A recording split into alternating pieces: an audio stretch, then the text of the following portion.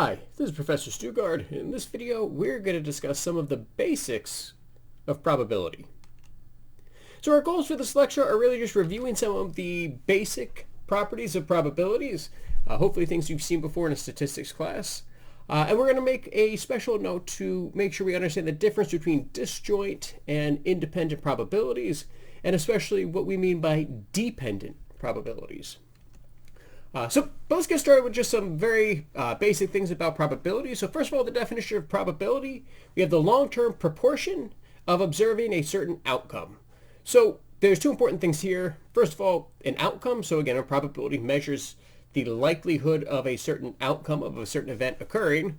And we almost always calculate our probabilities using proportions, meaning part to the whole, like fractions. When we talk about the probability for any event, it always has to be between 0 and 1. And again, we keep it between 0 and 1 to do mathematics with our probabilities. However, between 0 and 1 really corresponds between 0 and 100%. And that's really important when we try to communicate our results to people. If I said, well, the probability of this event is 0.1725, like, well, what does that mean? Well, if I convert that to a percentage, 17.25%, people have a much better intuitive idea of what that means. Now, if an event is impossible, that means the probability is 0. That means there's 0 chance of it happening, or 0% chance of it happening. And if it is a certainty, then the probability is 1, or 100%. And again, it can't be less than 0, and it can't be more than 1. If an event has a low probability, we call that event unusual. Now, we do use the word unusual pretty frequently when it comes to statistics and data science, and there's no real specific cutoff for what it means to be unusual. The most standard one is 5%. If an event occurs less than 5% of the time, we say that that is an unusual event. But again, that is more so for the social sciences and polling, and again, most of the stuff we do. There are other applications as well, but for example, in physics, an event is unusual only if it has a probability of occurrence of less than 0.1%. So again, it varies depending upon the discipline, but again, typically, unusual means it's not going to occur very often, and typically unusual means happens with a frequency of less than 5%. All right, now when we calculate probability, there's really 3 ways that we can do it. The first is the classical method. And this is where we just use counting techniques. There's no experiments. We just determine the number of outcomes and we work from there. So for example, if I were to flip a coin, I know that it's 50-50 for heads or tails. I don't have to actually flip the coin to show that. I know that there's 2 possibilities, and I know I'm going to get one of the 2 possibilities, which means there's a 50% chance of heads and a 50% chance of tails. And again, the classical is very nice if we can actually figure this out. It's how casino games are developed, right? We know what the outcomes are going to be. The second way, though, is the empirical way of calculating probabilities. And this is really where we do experiments and we track, we record our outcomes. This is when we do studies or experiments. And again, we're counting what actually occurs, and we're developing our notion of what the probability of that event is based upon actually counting and doing experiments. The third is subjective, and we're not going to really do much with subjective because it doesn't really have much to do with data science really. But subjective is when you use an educated guess, and you might hear something like, someone's like, oh, I'm 90% sure that this stock is going to increase. Well, they might be very knowledgeable and a good financial advisor, and they might be right most of the time, but there's not necessarily a ton of math that backs it up. Similar to sports announcers saying, oh, there's a 75% chance that the Patriots win the Super Bowl. Again, that's really just a guess, and it might be a guess based off of data as well, but it is subjective. It's more of an educated guess. They didn't actually do they couldn't use classical counting techniques because, well, it's an event that only really occurs once. And so you can't really use the empirical rule either, right? If you're talking about something like the Super Bowl, right? You can only have the Super Bowl one time and there's only going to be one outcome. You can't play the same Super Bowl game 1,000 times and see, oh, what are the empirical probabilities going to be for each one, all right? So again, subjective has its place, but not particularly in data science or what we're going to do. Now, The law of large numbers is probably one of the most critical ideas behind all of probability. And it basically states that as you increase the number of repetitions for your probability experiment, the proportion of the observations are going to match the probability of that outcome. Okay, so what that basically means is that if you do a experiment enough times, you collect enough empirical data, that empirical data should match the classical. All right, and again, if I go back to that flipping the coin example, I know that getting heads is a 50-50 chance. If I only flip the coin once, it's either heads or tails, so it's either 100% or 0%. And if I flip it twice, maybe I get back to 50-50, but probably not. It'll go back and forth until I do enough flips that it actually will level out right at 50%. And so again, the bigger your sample, the more accurate your result will be in terms of probability. That's all that means. But it is a key idea that kind of shows up again in a bunch of different ways when we talk about different types of sampling. Particularly when we talk about sampling and machine learning, we talk about bootstrap sampling and being able to take lots of samples, or when we talk about the central limit theorem and talking about, well, how big does our sample need to be representative of the population we're trying to describe. Okay, back to probability. So again, like I said, it's a proportion. Typically, the way we denote things, we talk about our sample space would be S, and that's all possible outcomes. And then when we have our event E, that's our collection of one of the outcomes, or sometimes multiple outcomes, but it's typically just a portion of the sample, right, of all possible outcomes. Then we find the probability of E, or the probability that E occurs, and again, we use function notation here. So it's like P of E, our function notation, meaning the probability of E. That's how we would kind of think it in our heads or say it out loud. It is the size of the event divided by the size of the sample. Again, it's that proportion. It's the part to the whole. And that's how we calculate our probabilities. Now, the sum of the probabilities of all outcomes must add up to 1 or 100%. We need to make sure that we're actually taking into account everything. So, for example, if there's only 3 possible outcomes, A, B, and C, then the probability of A plus the probability of B plus the probability of C must add up to 1. All right, we need to make sure that all outcomes together must add up to that 1, and that's a very important concept when it comes to probability distributions and the distributions of our different probabilities. When we talk about things like binomial distributions or even the normal curve. All right, so let's do a real basic example. Let's say I'm given the sample. So I have some ones, some zeros, some are red, some are blue, some are underlined, some are not. What is the probability, or what's the proportion of selecting a blue element? So again, we're going to do this with the classical method, where we're just going to count the sample, count the outcomes, and find that proportion. And again, if we ran a bunch of experiments and we just picked randomly different elements out of the set, we would see that eventually we would end up with the same hopefully result as our classical if we had a large enough sample. But anyway, so the probability of selecting a blue element, and if we're using the classical techniques, we need to know the sample size. So in this case, our sample size is 9. There's 9 elements there. You can count them 1, 2, 3, 4, 5, 6, 7, 8, 9.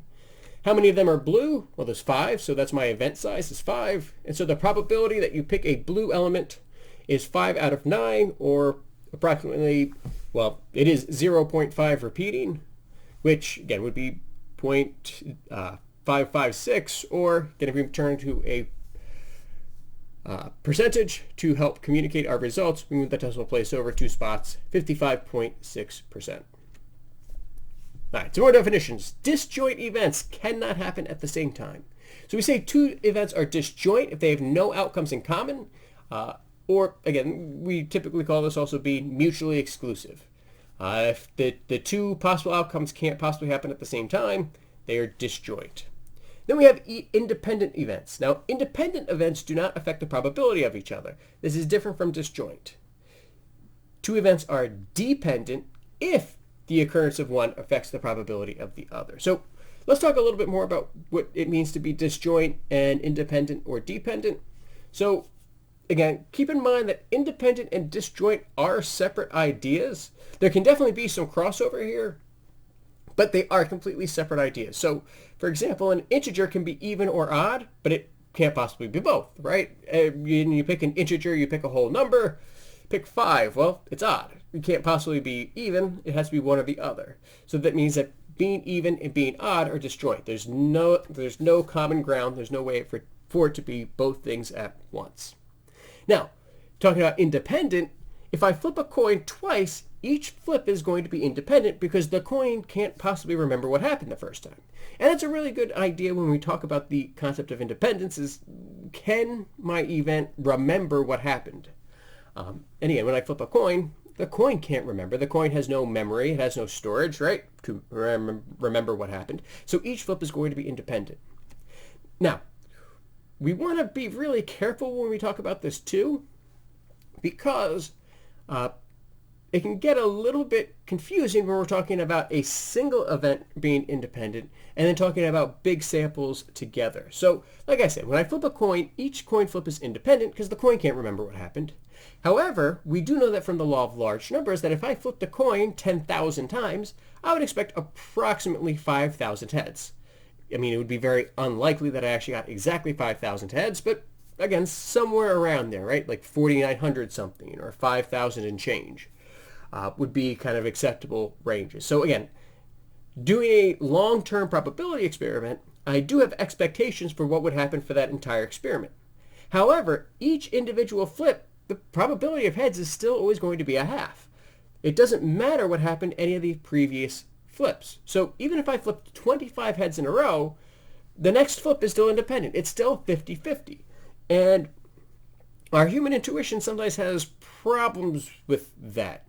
And again, we typically tend to go in one of two camps. If I flip 25 heads in a row, there are people who are going to be like, hey, that's the pattern. The next one's got to be heads. I'm betting my entire mortgage payment that the next flip is heads because the first 25 have been heads.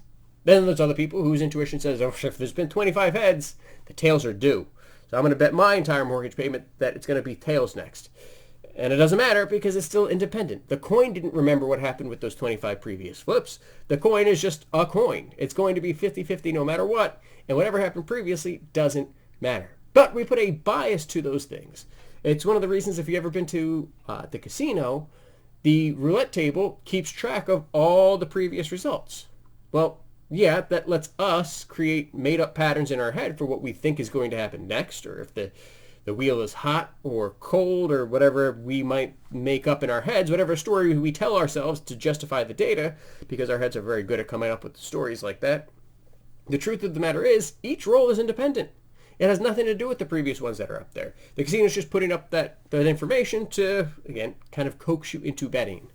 But again, the roulette wheel can't possibly remember what happened before because it is an inanimate object. All right, let's go back to our example with our sample where we have the red and the blue, the underlined, and the not, and the ones and the zeros. Can I select an element that is 1 and is also blue?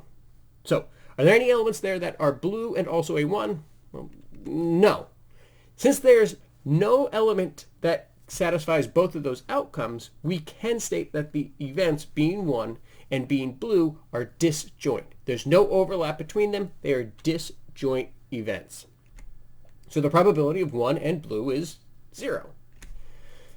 Now, we did see earlier that the probability of blue was 5 out of 9, right? 5 out of the 9 elements are blue, so we had the probability of 0.556. But what if I have a little bit of information ahead of time? What if I know that the element I selected is already a 0? What's the probability that it's going to be blue if I already know that the element is 0? Well, when I take a look at this question, this isn't my sample anymore, is it? I already know that it's a 0, so my sample is not this. My sample is only the ones with the zeros. So now this becomes my sample. My sample size is now 7. I've changed my sample. I have a much smaller subsample here. If I already know my elements is 0, my event size is 5 still, because there's still 5 blue elements here in my new sample. So the probability that my element is blue, if I know ahead of time that it's also a 0, is 5 out of 7, or 0.714, or approximately 71.4%. So the probability that it's blue, 0.556, the probability that it's blue given that I already know that it's a 0.714. These probabilities are different. Having information has now adjusted my probabilities. That means that the probability of an element being blue and the probability of an element being 0 are dependent. They are dependent. They're not independent of each other anymore. There's absolutely a change in information based upon what we know. These dependent probabilities are also called conditional probabilities, meaning that if you know the condition ahead of time, it's going to affect the probability of the outcome. So that's the basic idea. If I have information, is it changing my probability? The way we do our notation here is that if we have events E and F, so we have two events that are dependent, I would say the probability of F given E. So we separate those in my set notation, the probability, so P of, so we still have that function notation, and then it's F, the probability of the event that I'm looking at, then the line means given, and then given event E. And make sure you take some time to really take a look at and make sure you understand exactly how that notation works, what we mean, and how you can use that. So going back to my example now, we had our probabilities. We know they're dependent.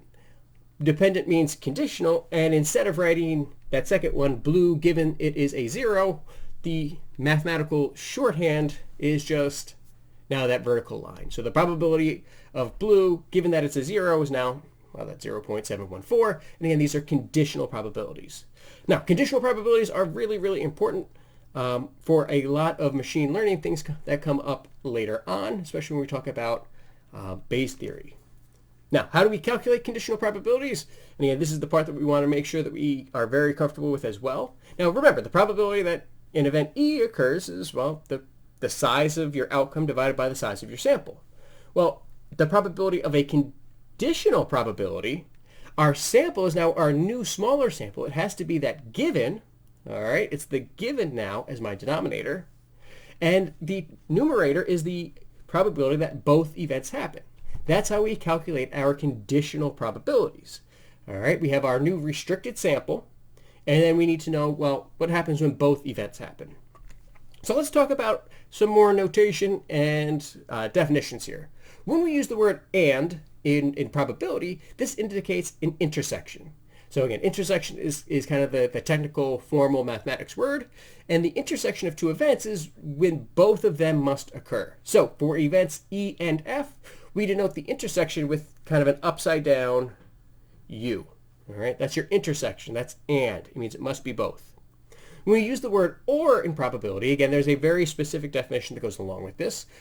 The word or indicates a union of two events, and the union is denoted with just a regular U. So you have the union with the U, the intersection with the upside down U, and the union, or the word or, means either of the events could occur. So either E or F or both. It could be both. It could be that overlap, that intersection. But again, that's the difference. Intersection, when the word and, means it must be both, or in the union means it could be either one. So let's go back to my sample here.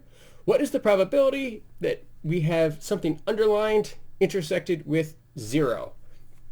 So take a look at both of these events. So underlined and 0. Now again, remember, that upside down U means and, means the intersection, it must be both. So when we look at the underlined, here are the elements that are underlined. We have 3 elements that are underlined.